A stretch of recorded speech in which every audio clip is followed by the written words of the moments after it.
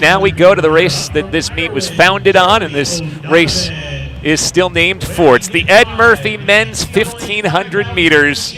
As always, this meet puts together a very good field of 1500-meter runners, including a guy who's here every year, Craig Engels, who wears hip number 1. I feel like in some ways he's the mayor of the 1500 in the United States, just such a personable, friendly guy, but you catch him on the right day, and at 31 years old, he can still challenge for the victory. He's run a best of 3:40.13 this year, was the road mile winner at the Murphy Classic last year.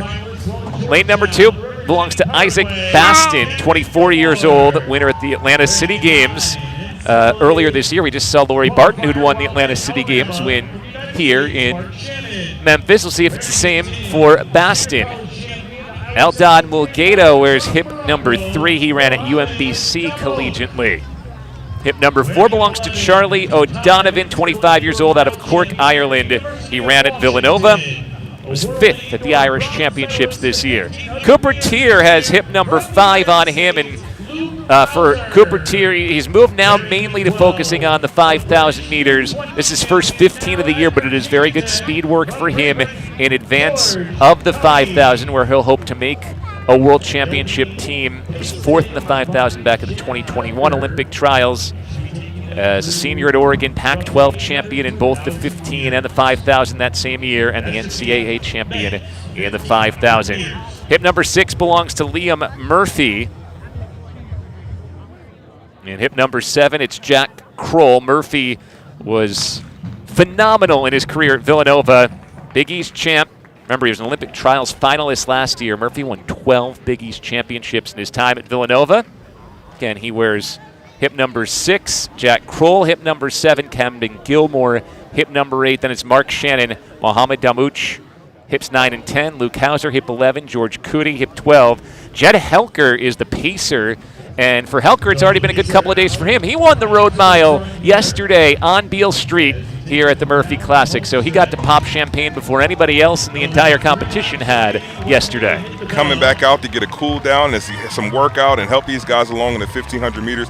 I want to see Liam Murphy here. He had a tough NCAA championships, quite misjudged his prelim round in the 1,500 and wasn't able to advance. And this is his first time back out on the track since then. So I'm interested to see just what kind of race he puts forward here as he tries to progress through the summer. Murphy ran 3:33.02 earlier in the season this year. That was the NCAA record. Again, he is in the middle of this pack. Cooper Teare's tucked into 3rd behind Isaac Bastin and Charlie O'Donovan. Craig Engels also comfortably in the top 4. Murphy in 5th and Hauser in 6th. My spirit wants to see Craig Engels win this race because I know he's going to look so cool popping a bottle of champagne, but I've got my eye on Cooper Teare. If these guys don't take it out with his strength, like you said, he's been training a lot for the 5,000 meters. A guy like that, you want to take it out. You want to see if you can make it a speed-based race, but if you let him hold on, he'll have something to say for it coming down the home stretch. Bastin, Teare, O'Donovan, and George Cootie have all moved up into good spots. Cootie, 20 years old from Great Britain, took this outdoor season off at Virginia Tech, but was 13th at NCAA indoors.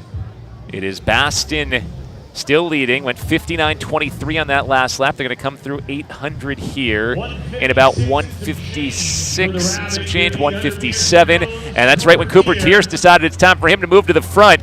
The pacer Helker hanging on is about to step off to the side, and Cooper Teare moves into the lead. And here comes my guy, Liam Murphy, also trying to move up. But who we got here coming up on the outside in the all black? Teare still in front. Craig Engels is hanging around. He's in 3rd. Cootie in 2nd. And it's Hauser in the all black who's moved up. Luke Hauser into 4th. Cooper Teare still out in front. You know he's not going to fade late because he has that super strength in the 5,000.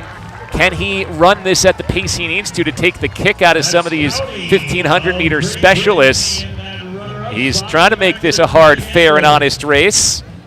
And it's Engels still in 3rd behind Cowdy and Teare. 57:30 on the last 400 for Cooper Teare. When you've seen him pressing up on the pacer, that lets you know that he wants this race to get out a little quicker. He doesn't want to leave it late for any of these guys. He wants to see if he can use his strength to help carry him through the championship. Here comes Luke Hauser, former NCAA mile champ at Washington in 23 and 24. World Indoor Bronze in the 1500 this year. And Hauser's putting a little bit of sting into Cooper Teare here. It's Teare and Hauser, your top two. You got about 140 meters to go.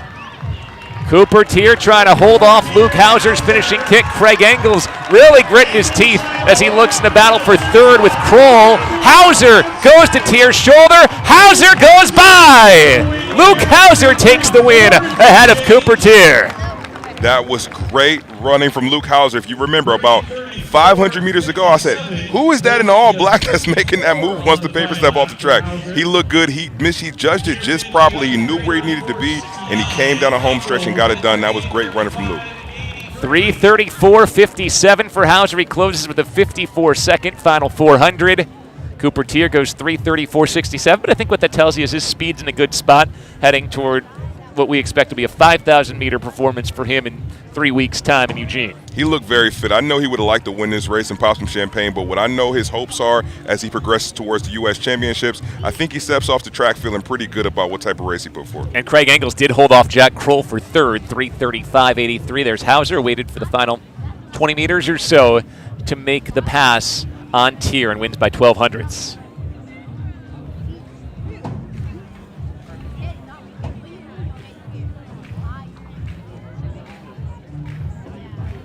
So it's Hauser ahead of Teare and Engels. Kroll and Murphy round out the top five. Good first professional race for Liam Murphy to get into the top five. George Cowdy was up near the front with about 300 meters to go, finishes sixth. Gilmore seventh. And Mark Shannon goes eighth. Atlanta Track Club having a good day. I'm so used to them sporting a bright red, right? When I saw it all black, it caught me off guard. I said, who is this black jersey? And now it makes a little bit more sense. That club is having a really solid performance out here in Tennessee. 2 races left on the track, men's 100 meters and women's 400 still to come. A couple events left in the field as well. Men's shot put, men's triple jump, women's discus, all still ongoing.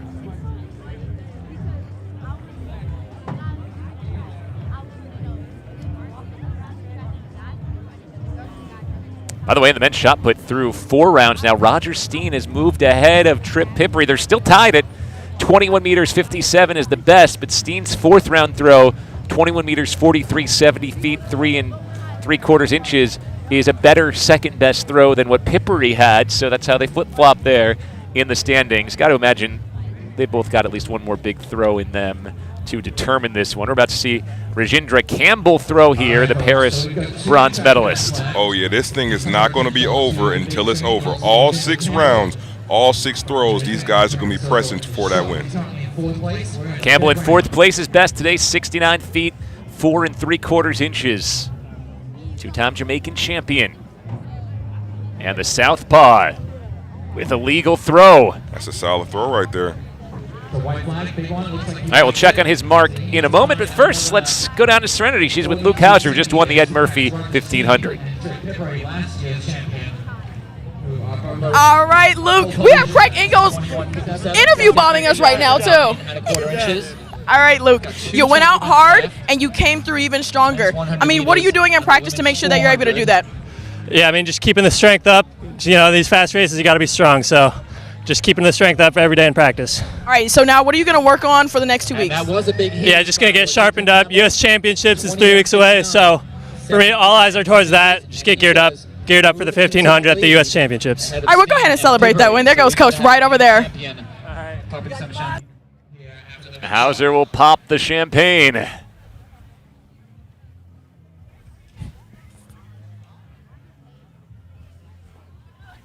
So he celebrates